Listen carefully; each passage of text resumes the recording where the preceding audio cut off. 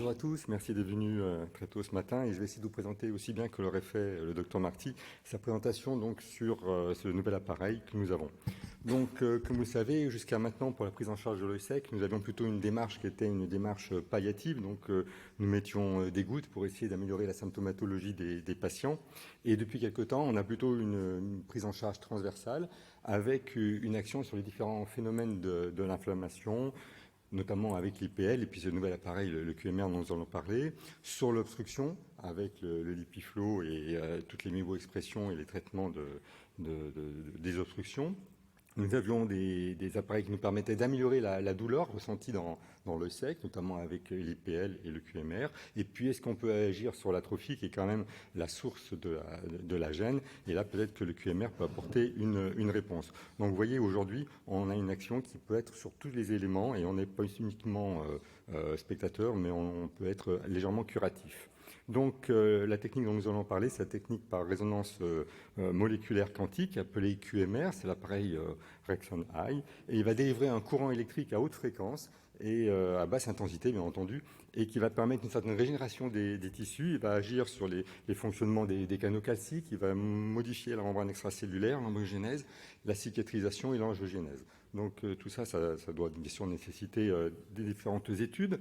Les premières études qui étaient sur le marché étaient deux études étrangères. La première qui incluait 18 patients qui présentaient un syndrome SEC mixte. Et donc on avait vu que là, cet appareil avait amélioré les critères de jugement de l'OSDI avec une amélioration de 25%, ce qui est tout à fait sympathique. Et dans un syndrome SEC avec une atteinte des glandes mémomiennes, eh bien, nous avons une amélioration et une diminution de la KPS dans 62%, donc avec un bon bénéfice. Donc nous avons fait une étude avec cet appareil qui est une étude prospective monocentrique, les examens avant et à 3 mois, et nous avons rajouté le mapping épithélial. L'appareil était branché en puissance 5, un faible courant à 60 volts, et puis vous avez le masque qui était appliqué sur le visage du patient avec une petite lingette spécifique au départ pour faire passer le courant. Donc on a fait 2 à 3 séances, une semaine d'intervalle, 17 patients inclus, des étiologies multifactorielles, des lasiques, pas les miens bien sûr, des rosacées, des allergies, des patients qui étaient avec un syndrome SEC après Roaccutane, comme vous le savez.